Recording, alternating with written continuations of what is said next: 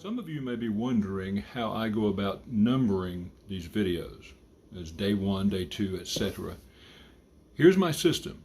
If I'm hiking any at all on the trail, I'm giving that day a number. I'm counting that as a hiking day, whether or not I decide to Nero or zero. If I'm not doing anything, those don't count. So if I'm zeroing, I'm not counting that in the days here.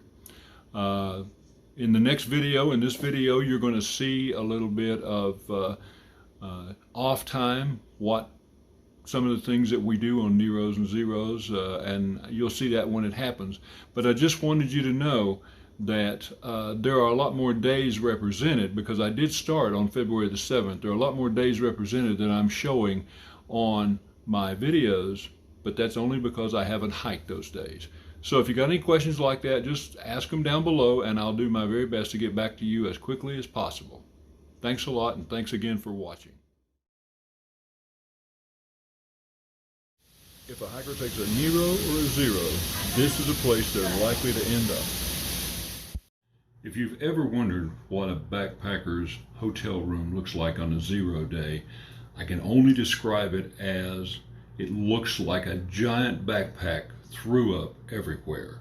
And I want to show you what that looks like. You'll be amazed. I will start with the bathroom. This is where I chose to hang my backpack to let it kind of air out and dry a little bit.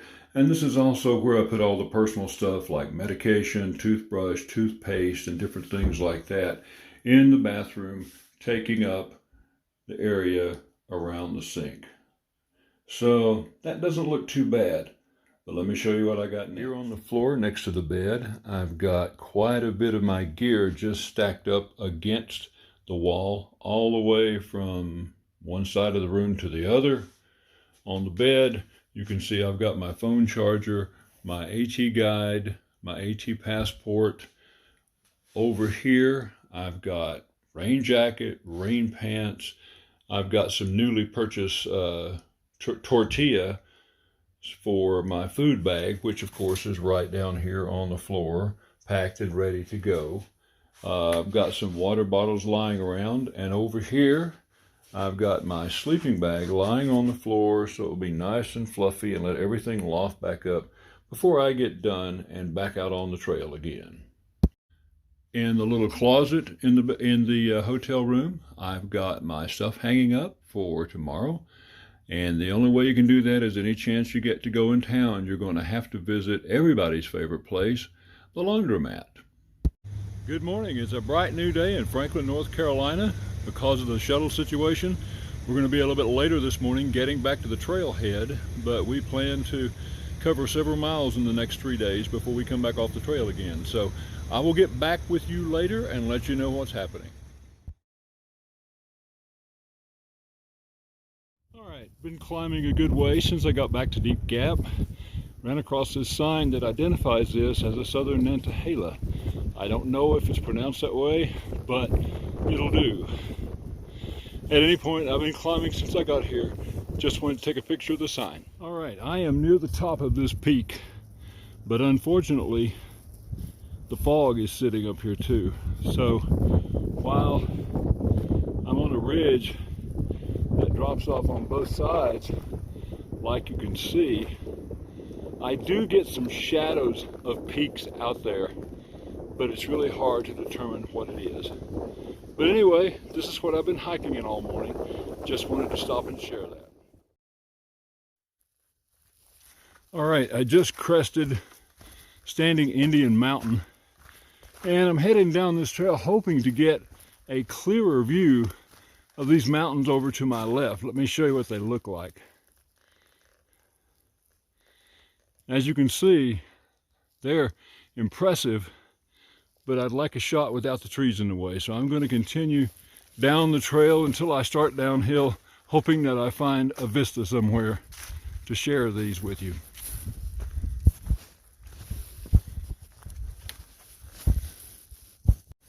Well, it doesn't look like the green tunnel is giving up any views yet. They're still over there. I see them through the trees, but I need to see them over the trees. So just wanted to let you know that I am trying to find a place that I can get some decent footage of the mountains to my left. So I will get back with you later. What you're seeing between the two trees are Yellow Bald on the left and Albert Mountain on the right. Beautiful little stream here. Actually, probably a little bit bigger than little, but I just had to ford that. There's just enough rocks to make it over without falling in if you don't trip. But as you can see, it goes on down the mountain and probably into the Little Tennessee River. But anyway, I thought it was pretty and thought it was worth photographing. All right, we're at the Carter's Gap Shelter. You see it right there in the distance. Privy's on beyond that. I'll get some video of that later. I set my tent up right here under this rhododendron, and the water is way the heck down the hill, down that way. So not a bad spot. Got a shelter and some camping spots, and I just decided since it's not supposed to rain, I'm going to camp tonight.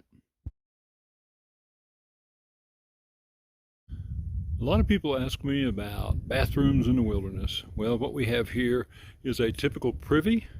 It is obviously not a bathroom, but it's a place you can take care of those functions. Let me show you as I go in a little bit what it looks like. Not a whole lot to it. You come in, basically, there is a place to sit, some organic material to put in after you, and that's pretty much the end of it.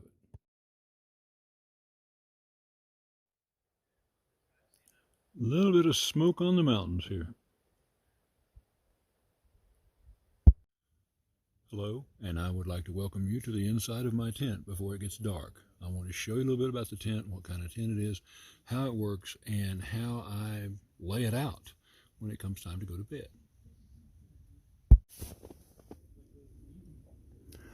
Okay, this is an REI Quarter Dome UL2 tent. It has two vestibules, one on the side and one where I keep my sit pad and shoes over here. On the other side, I keep my poles, my jet boil stove, some extra water that I have, and the bag that the tent stakes go into on this vestibule. Inside my tent, I keep my backpack because I want it close to me and I want it protected from the elements. I have a Neo Air Extherm pad that I sleep on. I've got a Sierra Design sleeping bag that I sleep in, and I keep other stuff close to me up here. Most importantly, I keep my water filtration kit here with me, and if it looks to me like it's going to be a very cold night and it might freeze, then I put that in the sleeping bag with me so that it doesn't. Also, I keep my charger in the sleeping bag because they will lose power if you keep them out in the cold. So I keep that and my phone in the bag with me, and that's pretty much the layout. My advice to you, if you're looking to buy a tent, buy up one size. If I had bought a one-person tent, this would never work for me.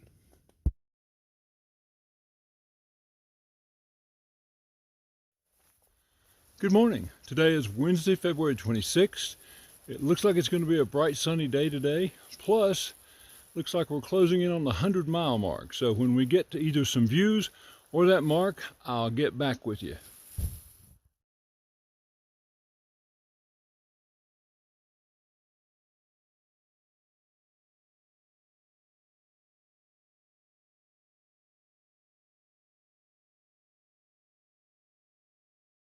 All right, it's about 9:30, and this is the view that you get from mile 95.2.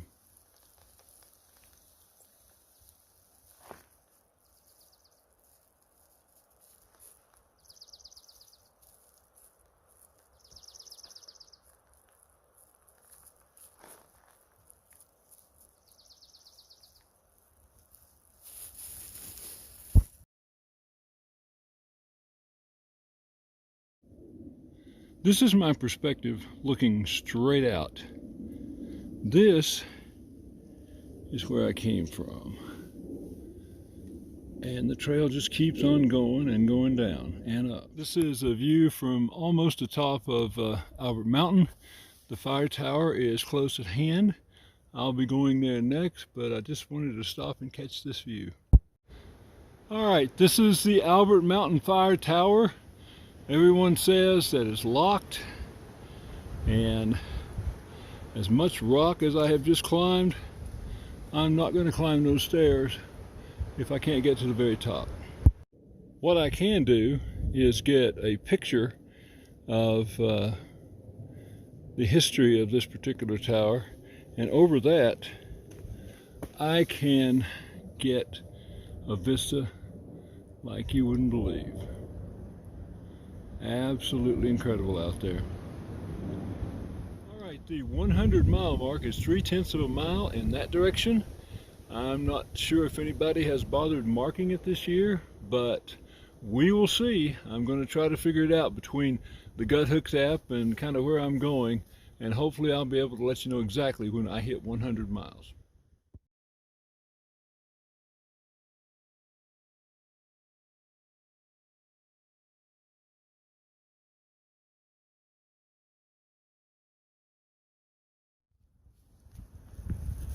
All right, as you can see, it snowed last night. It is a sunny day this morning, Thursday morning, and I'm getting ready to hit the trail, and I'm hoping that sun will warm me up because it is cold out here.